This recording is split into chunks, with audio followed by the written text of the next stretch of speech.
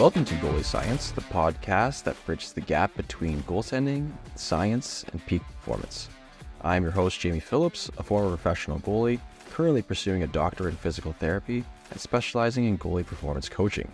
Joining me as always is Dr. Ben Cernick, a seasoned goalie coach and sports analytics specialist.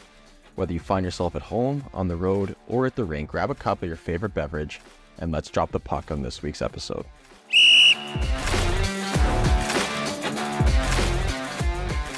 Ken, we're back. We're back. We took a bit of a break. Yeah. Well, you took a break. Bro, hold on. Don't you hold on me. Whoa. Let's not put fingers here right off the bat. We had a lot of big things going on. So congratulations to Ben. Congratulations to Jamie. We are all married now. Life changes massive. All so married. You know what? I will give Ben credit. Ben excitedly had a lot of people lined up for interviews and then texted me because a lot of people can no longer do interviews because their NHL teams said they're not allowed to come on the podcast, which is I'm actually a little offended at because as podcasts go, I don't think we're like some sort of controversial thing. Well, so here's the thing. It turns out that the things that we like to talk about are stuff that organizations internally also like to talk about and so in case people, we'll give you guys a peek inside the people listening, the peek behind the curtain. You might have heard this elsewhere. You might not know about this. But if we look at like the analytics and the scouting teams across multiple organizations, those organizations are pretty built out in their way that they evaluate their forwards and their defenders. Some organizations better than others. That's just everything in the way it is in sports. But when it comes to goaltending, it is still a little bit of the Wild West in terms of what teams are doing, what teams' personnel are, and which teams think they might have a bit of an advantage from, their own internal evaluation of how they're doing things. And so the organizations, the people that I know who are like fantastic at their jobs, their organizations basically just said like, hey, we like where we're at. We're going to keep that pretty hush-hush, even if it's not going to be about the organization. And we wouldn't do that here. We wouldn't ask anyone to disclose private information about their workplace. But yeah. So I like this. The way that I say that now is there's two things. One, we are NHL caliber scouts, easily. A lot of people are saying that. Yeah. People are saying that. And number two is we add so much value that we are offsetting the cost of multiple scouts in NHL organizations. Yeah. The questions we ask are the questions they ask. And you're worth a lot of money. And you're getting this free of charge and you're still not subscribed to the Patreon. Come on. If you were listening 4 minutes into our first episode together for a month and you haven't subscribed to Jamie Phillips on Patreon, stop what you're doing, pull the car over to the side of the road, go check out Jamie's Patreon. You got to subscribe. Okay, that's gotta be a record. That's gotta be a record. That might be a quick one. Maybe next episode I don't know why I just don't edit in ads, but I should just edit in ads. Anyways, Ben, midsummer. We're officially in July. The NHL season is over. The NHL draft is over. We're not going to talk about that. I don't think there's anything to talk about. Tough year for North American goalies. Yeah, that is a tough year. Well, you know what? Well, we didn't really prep, so maybe we'll save that for another time. I'm always prepped. Yeah, no, let's talk about mid-season. Let's talk about. We're in July. When I say we, it's I didn't prep. Oh boy, this just. I am in the middle of studying for my boards exams. I will cut me some slack because when you were studying for your boards exams, you got slack from me. We didn't have this podcast when I was studying for my boards exams. Yeah, we did talk about possibly starting a podcast. Yeah, but anyways, point is we're in July. I don't know about you, Jamie, but kind of like what we call like our summer programming really starts when July and August kind of is like the big, goalies take a couple months off the end of the season. Now they start ramping back up, getting into a little couple skates. So we're back working with our goalies on a much more regular basis, really starting this week. And I've done a lot of video prep with our goalies. So as part of our summer programs, you work with video all the time, but we ask for game film to kind of break down some stuff that we want to see. So I have some thoughts for some game film that I've seen with some of my goalies, with some of our goalies, and then I also have some thoughts because for one of my other jobs, I just watch a lot of hockey as part of one of my other jobs as an analyst, and so we got a lot of takes today, and we're gonna do some goalie check-ins. We're gonna call it the goalie habits, summer habits, things that if you aren't working on or things that you haven't considered working on might be worth working on, and also the quick little call-outs, stuff that little habits. If they're bad habits, stop. Yeah, not too late to stop. Yeah, good habits can start, and they should start in July, and bad habits can stop. And Jamie, we've done this format before, but we're gonna go one to one, give each other a chance to get something off the chest. I've nominated myself to start. Okay, you can have it. And this is something that we've talked about before, but I want to bring it back up. It's a big one. I think it's a challenging thing for goalies. It is managing your depth on the rush.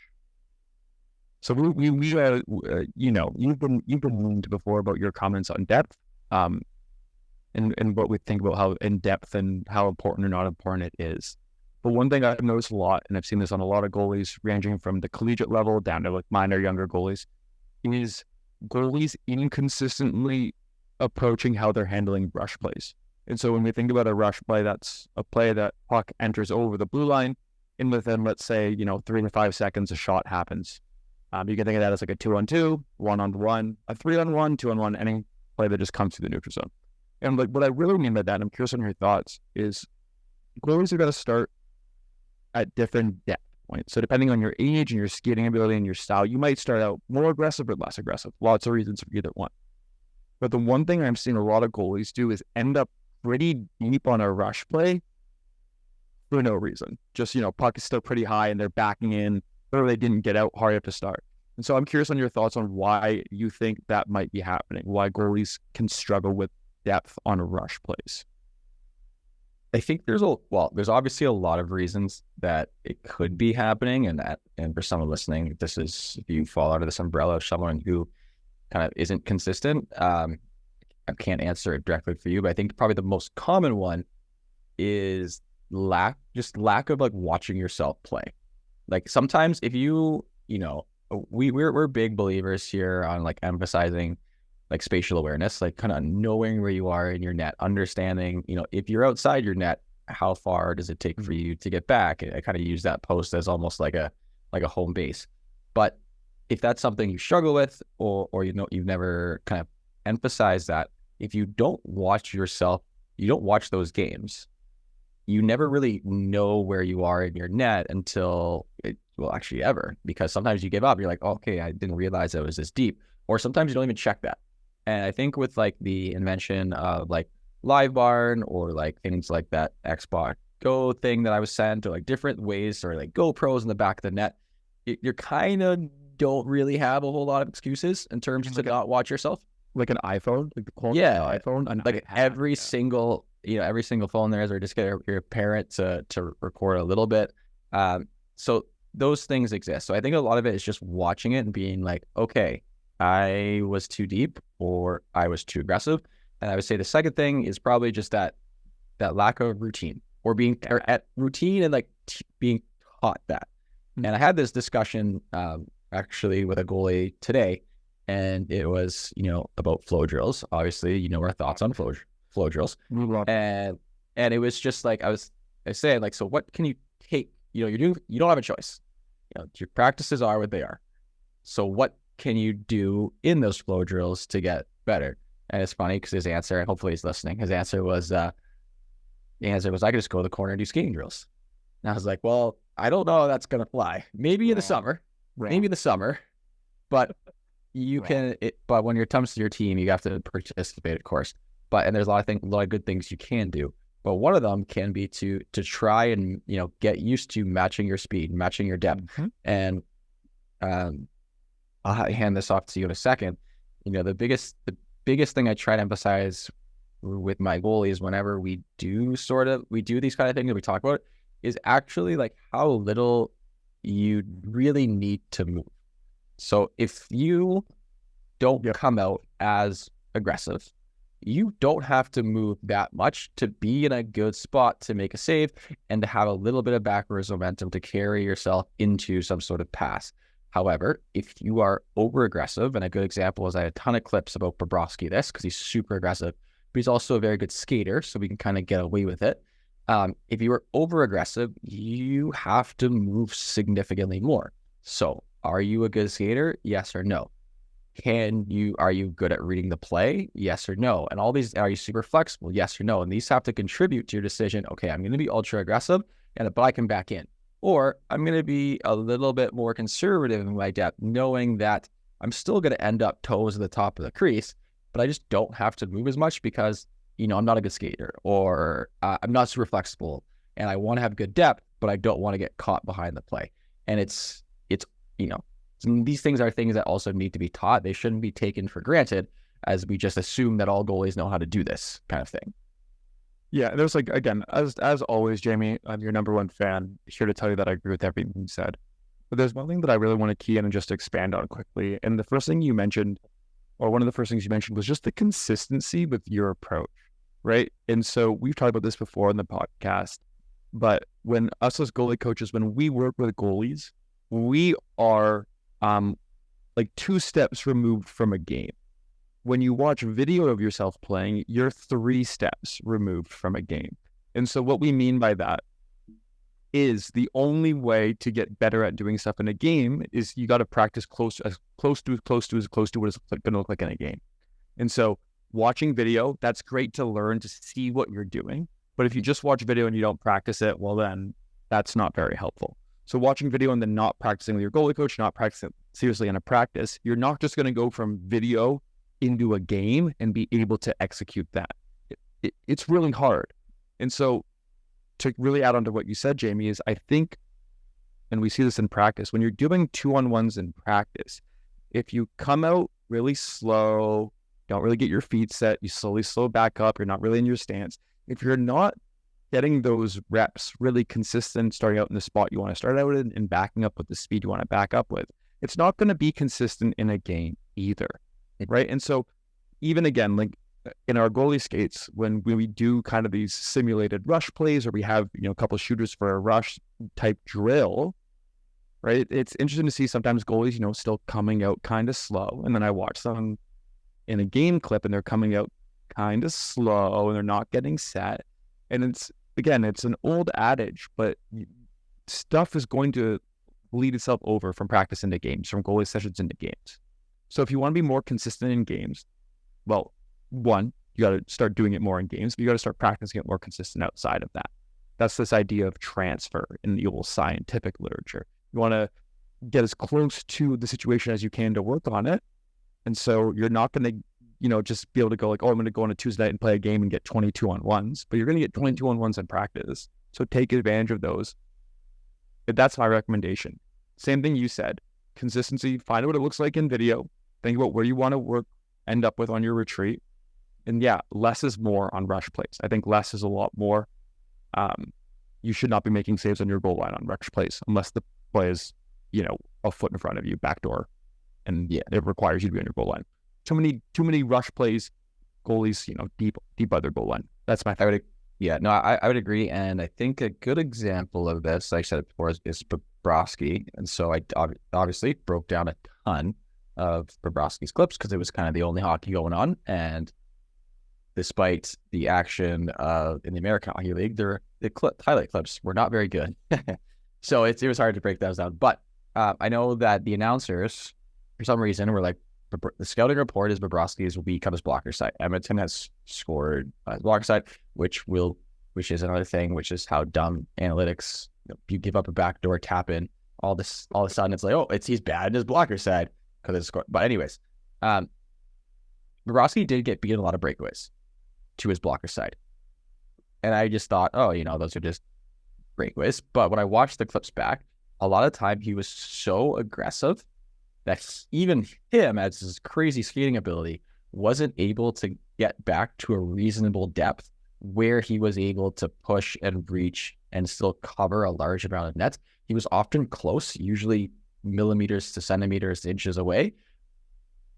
But because he was so aggressive, especially on these quick turnovers, and what Edmonton had like a lot of like rush, like I guess they would have called them 2-line passes back in the day, where you had to get set very quickly. He was getting set too aggressive and wasn't able to adjust his depth. And so that's something that almost cost them the Stanley Cup because of that. So it's just one of those things, that consistency and that practice. Anything to add on that, or is it my turn for a take?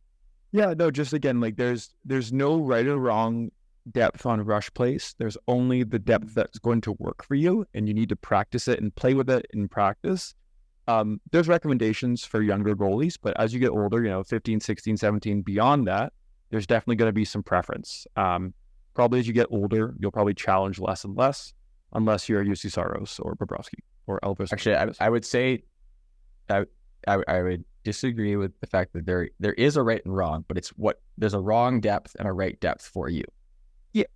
All right, Mr. Nuance. No, that is nuance, but there is a wrong depth and a right depth for you as an individual. But in general, no, there's maybe don't challenge out to like the bottom of the circles on the angle. Well, you'd be surprised, because that's actually going to carry into my hot take.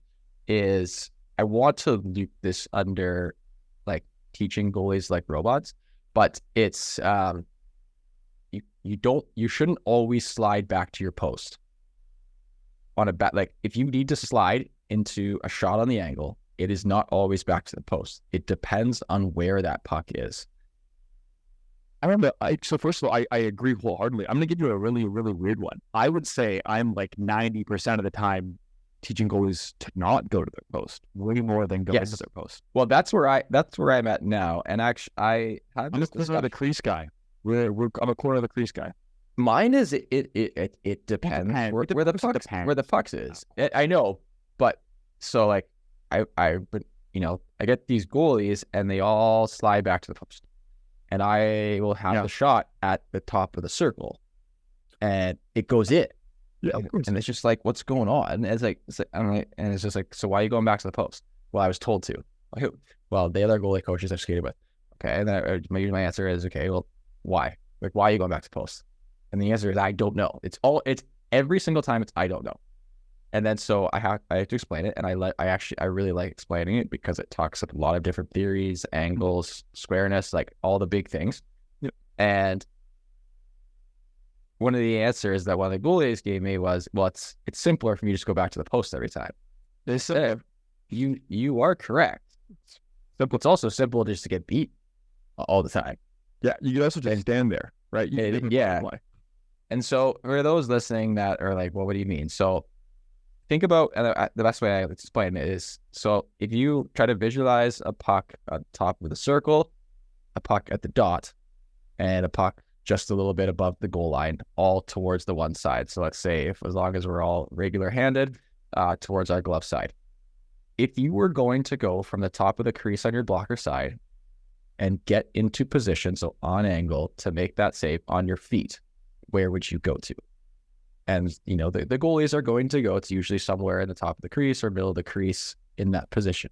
Say, okay. And especially for puck 1 and 2, and then puck 3, the closer to the goal line, they usually go back to the post. Yes. So why doesn't that same theory go for when you slide on your knees? And then, so I say, think about the line you take. Yes, if you T-push, there's going to be a little bit of curve because it allows you to get a little bit more depth while you're on angle. But you don't take that depth until you get on angle.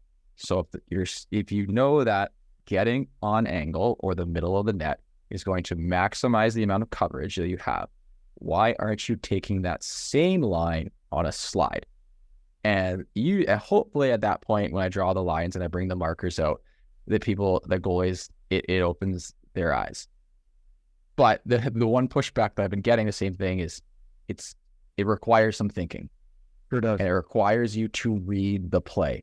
And that's where some goalies have kind of struggled because it's so ingrained in them that they always need to go back to the post that they're not able to make that read, and they've just been blindly taught to go back to the post. And then it's great because then I'll try to work that out of them, and then we'll do drills and I'll just absolutely score a ton of goals on them. And eventually, Jamie Phillips. Yeah, and eventually it eventually they catch on, or hopefully they catch on. Usually the compromise I give you is think about the heels kissing the post.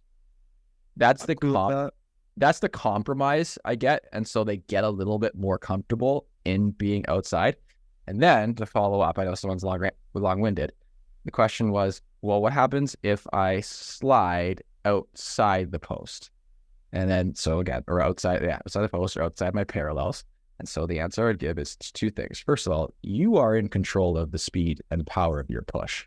Sure. Like, yes, you want to push as hard as you can, but not every time do you have to push as hard as you can. If you are pushing into a slide, it means you're behind the play. But again, you are a goalie, and hopefully you have that ability to read and understand, okay, I have a tad bit more time, not enough to be to my feet, but I need to slide, but I don't have to slide with all the power. And so, or if you overshoot it, or that player hesitates, you can also stop yourself. I know, and you can also stop yourself. But, and these are, and I'm not trying to like patronize or anything, but these are conversations that I have almost daily. Yeah, totally. And so it's just like, it's not, I would umbrella that under that robotic idea, but just doing things with no rhyme or reason. And I love answering questions. Like, I'd rather a goalie ask why and then give me, like, we go back and forth in terms of why or why not, than to someone just shake their head, nod their head and be like, yep, absolutely, and have no idea what I just said. Yeah, 100%. Yeah.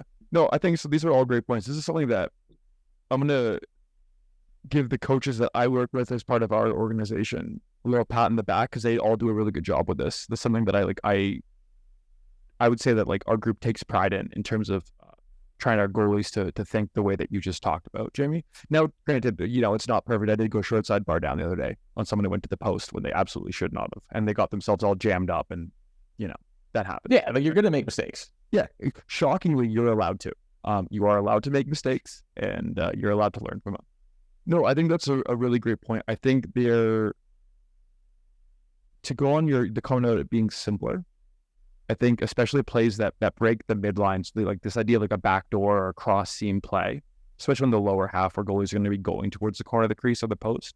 I think going to the post is a default safe play for when they haven't read where that shooter is, right? And so I think that's why goalies do it. I think a combination of one, trying to simplify the game too much. Like that is too much of a simplification to just default to go to post. I think it's also a combination of not always picking up where that shooter is. Right, I had a conversation with one of our older goalies last night. He basically did the same thing, like slid on a really, really high pass, cross seam in the drill we were doing, and like got up because there was enough time, but got up and then had to kind of figure out positioning. And I just went to him and I said, but, what hand am I shooting? He says, you're a lefty. And I was like, right, so I'm on my strong hand side. Can I one time that puck? No, of course not, right? So like there's more time, but you slid because you didn't know what hand I was. You slid because you didn't know how high I was. There's nothing fundamentally wrong about sliding and getting up.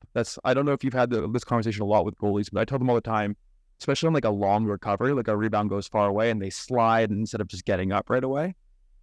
It's the same idea. It's like, that's not wrong. It's not optimal, right? It's not the best option. No, it's like getting a B+ on a math test. Like, B+ isn't bad at all.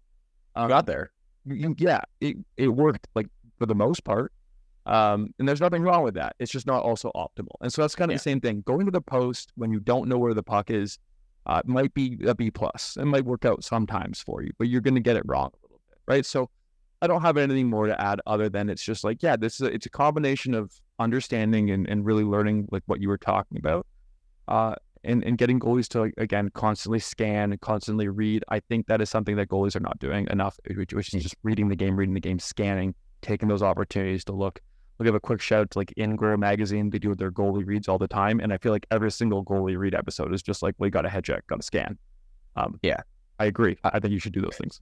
I would add one last thing to that too, is sometimes even when that puck is low, it's sometimes advantageous to slide outside the post, even if that 100%. Would be in a position that I would be like, yeah, you can't slide to the post, because a lot of times it impacts the goalie's ability to make the save because they basically slide into a hard wall and they don't get a good seal. Whereas if you slid slightly outside the post, you're going to get that over coverage or double coverage.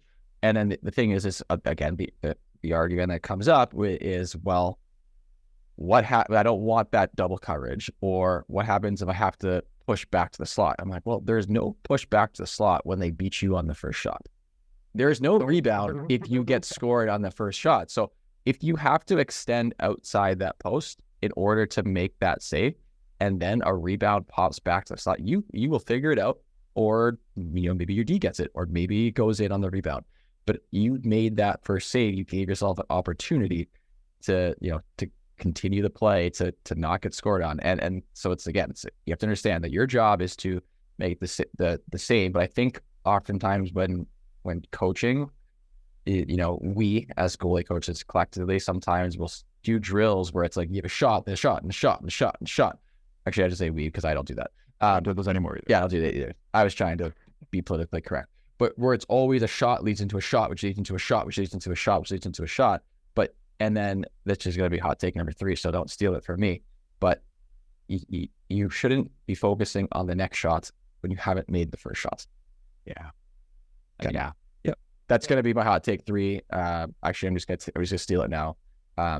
You shouldn't, when doing drills, focus on one shot at a time. Sometimes we're going to set up a drill where purposely put like a shot low stick side. You put it in the corner and then you slide across for a rebound. That's the drill. But if I have a shot and it's back to the post or something, and you're not following your rebound or doing all these, or just not, you're just so focused on what you're doing after the save that you're not executing that save correctly. It's not good. And if you're a goalie coach that does that, my opinion is you are doing a disservice to your goalies by doing that, because you're teaching them bad habits and you're impacting their ability to basically have proper save execution. Yeah, I'm going to give you a couple takes back because I agree with this. So for the goalies listening to this who work with me, you'll recognize this drill. Jamie, this is my favorite drill in the whole world. Goalie starts on their post. I am somewhere up top. Ambiguous location. Might be the middle, might be off to the side. They head check. They come out to me for a first shot. They're going to make the save. They're going to follow their rebound wherever it goes. I'm going to move. Once they get to the rebound, they're going to head check again and find my new location and come back out for a second shot. This drill has no second shot if there is no rebound off the first shot, or if the first shot goes in. And that is the whole drill. I think that's perfectly fine. Usually in my drills, if I have 2 or 3 shots, I will let the goalies know these are 3 separate shots. They're separate but similar shots. Yep. You are going to come out. You're going to make that save. And tell the shooters, he's going to follow the recovery. Or here is going to follow the recovery. They're going to get set back to you. You now may begin shot number 2. You do shot number 2. Goalie's going to follow the rebound. Go to whatever post is closest. I don't care. You don't even have to go to the post as long as you follow the rebound. Yep. Come out, get set. Then we are going to do shot number 3. And then, so like that's how I like to structure them. Most of the time, if there is if I want to create a shot, I almost exclusively take that first one, because I will put it exactly where I want it for that drill to go. And I can't trust my shooters because yes, they get excited. They get so excited, and I try to keep them entertained. But especially when there's more than 3, it's hard to throw wild animals out them. But that's my biggest take, and that is one of the things I get really like. I will go to war 10 times out of 10 on that, because you'll see it, on social media. And social media is both good and bad. A lot of things where you'll see just like a lot of drills where it's like a shot to the glove, and the second shot is a blocker side. It doesn't make any sense. Okay, just shoot blocker side, and then turn it, give them like a 1-2 into that second save. The puck has to come off the blocker or the blocker pad onto the stick and then off the stick. It's just smart drill design, and that gets me really, really frustrated. That gets me really frustrated. I think the only thing I'll add is, again, like you said, goalies, when you're watching stuff on social media, there's a clip that goes around. Sometimes it's a practice clip of Jake Ottinger.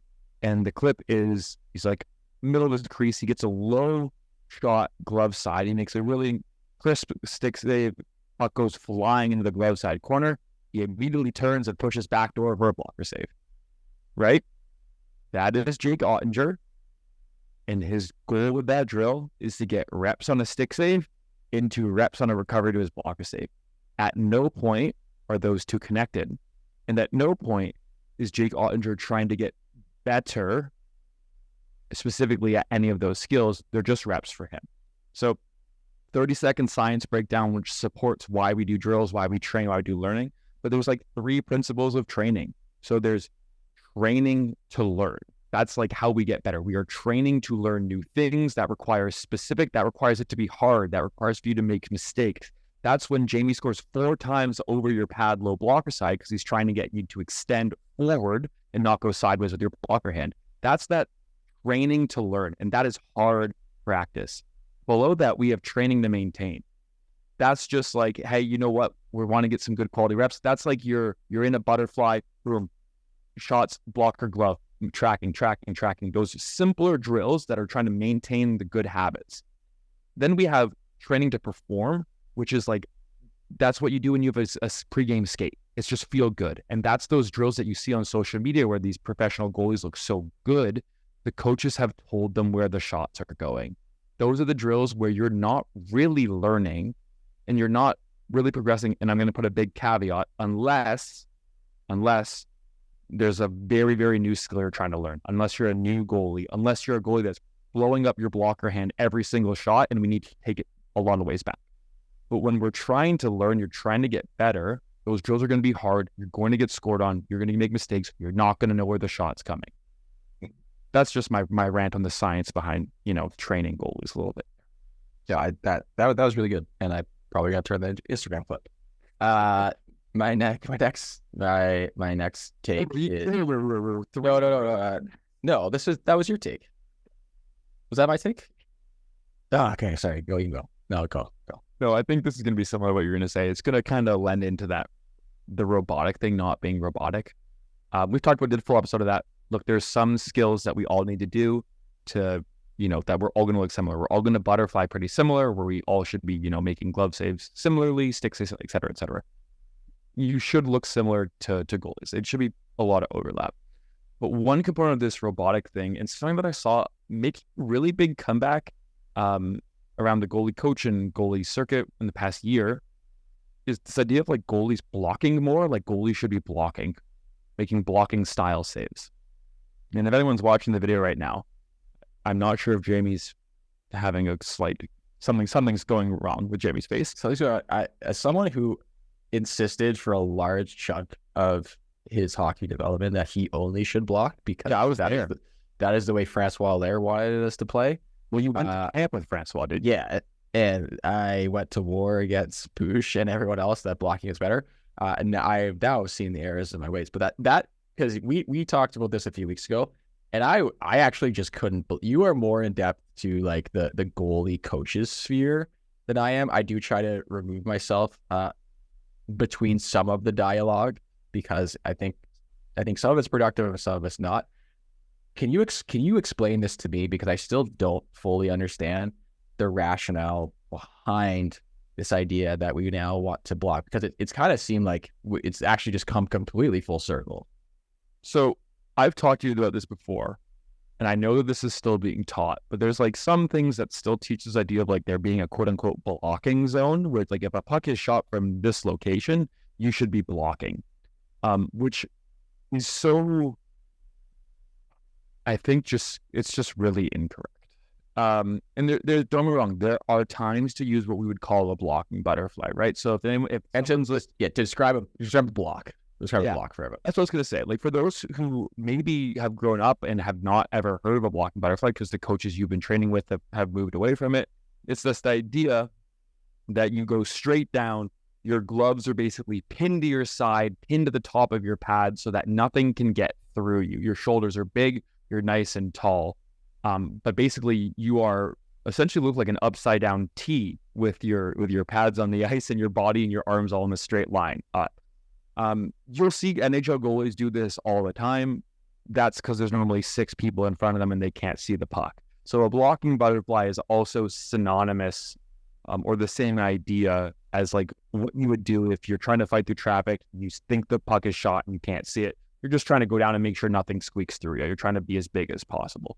Now, 20 years ago when equipment was really massive, and even, into the later 2000s and early 2010s, this used to be the idea that you should just kind of come out of your net, top of your crease, and just go straight down on shots and you'll get hit. J.S. Shigeru is probably the poster goalie of the blocking era. Jamie, you should for sure overlay the 2004 purple Anaheim Mighty Ducks. 100. The picture that that's happening. I'm going to. I'm talking about where those he's a tank. He's a RoboCop in net. And for a long time, especially again when Jamie and I were growing up and playing into our 20s, there were definitely times where you still used a blocking butterfly. So, for example, we just talked about backdoor passes. If there was a backdoor pass in tight, it used to be butterfly slide, blocking butterfly into that backdoor play. Mm-hmm. That has changed for good reason. We have this idea of extension hands and smothering hands now because we know math, we know geometry, and you want to take away the space for the puck to get up and over your shoulder. Now, everyone's seen those highlight clips where that puck goes backdoor and there's a slap shot and the goalies, their hands are pinned to their side and that puck just shink right over the shoulder, bar down, right? Because sometimes that happens. Sometimes, again, you don't pick up the puck and you just kind of default to try to be as big as possible and hope you get hit. That should be your last resort, in my opinion, for almost anything. A block, again, you don't see the puck. You just block, hope it hits me. Puck goes across the seam through some traffic. You don't know where it is. You're sliding. Please hit me, right? But the game, players are so good. Players are so good with the puck, so skilled, that if you come across with your hands glued to your side, see ya. Bye. This is, Bouge and I have talked about this a lot. I don't know if we talked about it on the pod. I don't think so. Let it rip, but a lot of it, the idea is like, some coaches will say, when you slide, you need to be tight and compact so that nothing gets through you. But if you're sliding, we talk about you're behind the play. So what side the net is the largest? Well, the side that you're not on. So what do we have to do? Well, we have to cover that side because most of the time that's what the player is aiming for. So what's going to get there first? Well, our hands and our toes. And so at least we get something in there. And if they're coming forward rather than backwards, we're gonna get more coverage.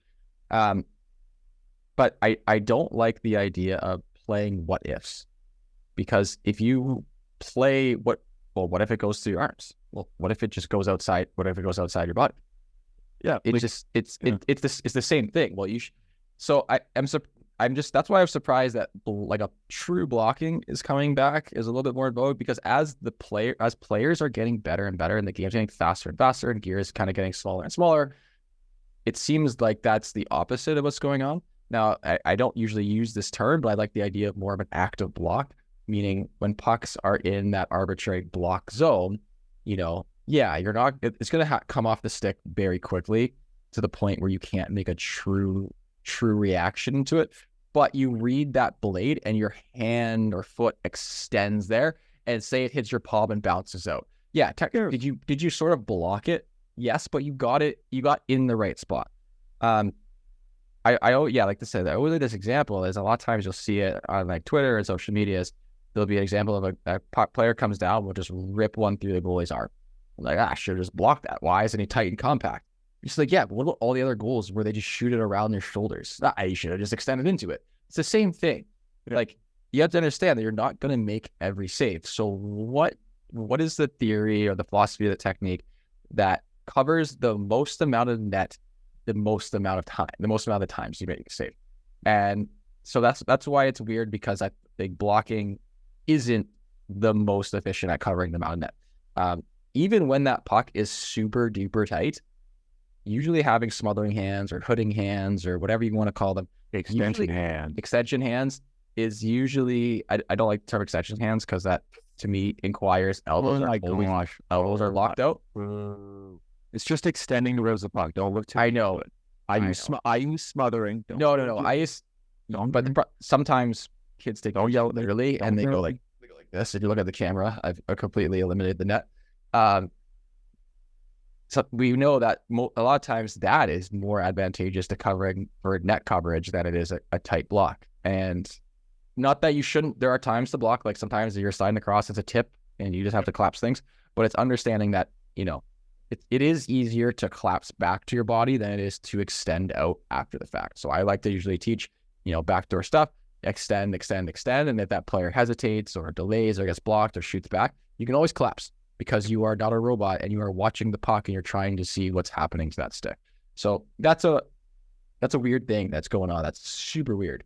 Yeah, I haven't come across it with any goalies. Like no goalies caught me like I have to do this. I actually had it for the first time with a junior skate with some of our goalies who are just straight up say it, they're awesome goalies. They're in great spots in their junior careers. And they're doing like a little simulation, little in-tight kind of battle drill, like small simulated bump off the post into a second rebound. And one of our goalies just did like this really, really, really incredible job with their smothering hands. And I was like, holy cow. And this goalie is going to be a Division I goalie next year. So, very good habits, very good technical approach, very competitive. Everything you want to see from a goalie who's, again, Division I caliber goalie. And one of our other junior goalies, again, excellent goalie, kept doing this drill blocking on the backdoor rebound. And I was so thrown off because they're a super good skating, clearly athletic. It just was blocked. I just kept scoring. I was like, and this is not like a, hey, pat myself in the back for scoring goals as a goalie coach. Like I do it all the time. Yeah, but it was just one of those things where I was like, the default, and this is something that he'd worked on with another goalie coach, was this default, this in tight rebound is a block. That's the default pattern. So it is still going around. And it shouldn't be. Your default pattern on an in tight rebound, the game has changed. Players are so skilled at getting the puck up and over you, up and around you. You need to take away their time and space and tight. Use that smothering hand. Take away the space over the pad. Again, if the puck is like 6 feet from the net, it gets up to the top corner. It's going to pass just over your pad height, right? It's not passing over at the height of the crossbar. It's not beating you by your ear. It's beating you, a foot and a half up off the ice. So blocking has its place. It's just probably not for plays where you see the puck. Yeah. Is that better? Yeah, that's fair. That gave me a hot take, but I am going to save the hot take and put it on Instagram because it will do very well for the algorithm and create some discourse, but we'll talk about that next episode. I know, so selfish. My take here. Last one, Jamie, make it good. Last one. You know what? This isn't goalie specific take. Go to bed. My thing is go to bed. I know it's this is supposed to be summer tip. It's a summer tip. I know it. Go to bed. Yeah, I know it's the summer. Go to bed. So many goalies and they're just, I'm so tired today. Well, what time? What'd you do yesterday? Well, I was up playing video games, or I play. I was golfing and it got late, and it's just like, go to bed. Go to bed. You're not missing anything. Sleep is so important. Yes, now and then, when we're recording this July 3rd, I get it. Canada Day just happened. 4th of July is coming up. Like, you're not going to be perfect every single time, but the 80 to 90% of the time, you should, as an athlete, be getting anywhere between 8 to 10 hours of sleep. So sometimes go to bed. Sometimes more. Some people, again, one of the big things, this is going to be my little sleep caveat, is we all operate. Sleep anxiety is so confusing. Yeah, it's very complicated. We all operate differently, right? Some people are, require a lot less sleep to feel really recharged. But you should wake up feeling refreshed. Yeah. Now, I say this to all the parents listening who haven't felt refreshed in 16 years. And I haven't felt refreshed since I played hockey. Well, that's because you need a CPAP machine. Everyone needs a CPAP machine, Jamie. That is true. And that's talking sleep apnea. But that's one of the big things there, is we can, we all respond to sleep differently, and more is good. More is typically good. And I cannot echo that message enough. I think we all need to sleep more and sleep better, myself included, Jamie. So I'll put myself on that list. Oh, I need to too. I was actually just talking to myself. I just finished. I finished watching season 3 of The Bear. Where did I? I was up late at night because I spent all day studying. But that's actually my biggest thing is like Ben and I are no longer serious competitive athletes, so we understand. Think for yourself. Yeah, true. Although we do a lot of brain work with our brains, we do need that to manage optimally. If you are, a goalie out there and you this is something you want and you want to try to get to your highest level, sleep is arguably the most important part of recovery. Yep. You have to take it morning workout, morning skate, definitely go to bed. Afternoon skate, afternoon workout, go to bed. Eat your protein, get your sleep. Yes. So that's my biggest thing, especially it's midsummer. It's not too late to start improving nighttime habits. Yeah. So again, these are just kind of the thoughts on some things some check-ins, some summer habits check-ins. We got 2 months left of the summer here until season start. I know, again, some teams are already skating. They skate throughout the summer, so you might already be practicing with your teams. So again, if you're a goalie, you've been called out. Check your depth on rush plays. Check where you're sliding into posts. Are you blocking?